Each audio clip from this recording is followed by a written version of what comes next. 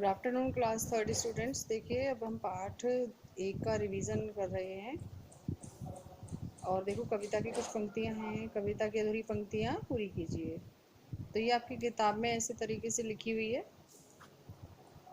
लेकिन बच्चों अभी जो मैंने आपको पूरी कविता जो पढ़ के सुनाई दिखाई, वो आपको उस कविता की और भी पंक्तियां याद करनी है। ठीक है, ये आपको तरीका बताया है कि इस तरीके से आएंगी, हो सकता है एग्ज़ाम में आपके इस तरीके से आए, लेकिन आपको जो कविता है वो और भी उसकी पंक्तियाँ याद करनी है।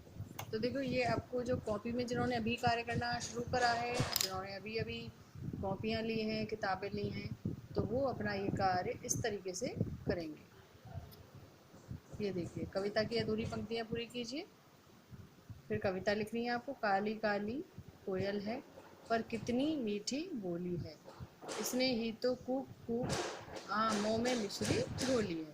तो देखिए ये अंडरलाइन जैसे मैंने किया है, जो जो लाइंस आपने लिखी हैं और जो किताब में लिखी हैं उनको अंडरलाइन नहीं किया, जो आप लिखोगे उनको अंडरलाइन करोगे। तो ये है कविता की कुछ पंक्तियाँ।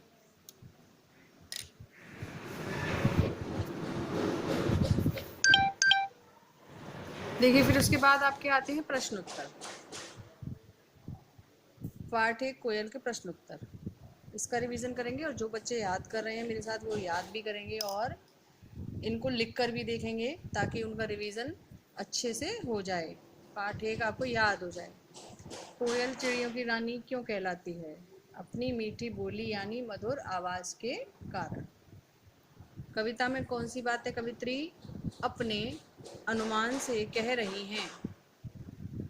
देखिए कविता में कौन सी बातें कर रही हैं? प्यासी, उत्तर है इसका, प्यासी धरती देख मेघों से पानी मांगती हो, या शीतल छाया भेजने के लिए बादल से कहती हो। तो ये है इसका उत्तर।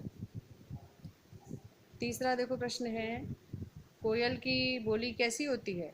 आपको सबको पता है कोयल की बोली कैसी होती है। कोयल की बोली मीठी होती है। बच्चे कोयल को कहाँ बुलाएंगे? बच्चे कोयल को पेड़ के नीचे बुलाएंगे, अभी हमने कविता में पढ़ा था। तो क्लास थर्ड स्टूडेंट, जब आप इस जो नए बच्चे हैं जो कार्य करना सीख रहे हैं, अभी जो कार्य कर रहे हैं, वो देखो प्रश्नवाचक चिन्ह और विराम चिन्हों का भी ध्यान रखेंगे। कहाँ कॉमा लगना है, आप मैंने जहाँ शब्द 2 बार कोई शब्द आया तो उसमें कॉमा लगाया है, तो वो सब आपको ध्यान रखना है। और जो बच्चे रिवीजन कर रहे हैं वो इन प्रश्नोत्तर को लिख कर याद करेंगे, अपनी कॉपी में भी लिखेंगे। ठीक है, तो आपको ये प्रश्नोत्तर अच्छे से लिखने आ जाएंगे और याद भी हो जाएंगे।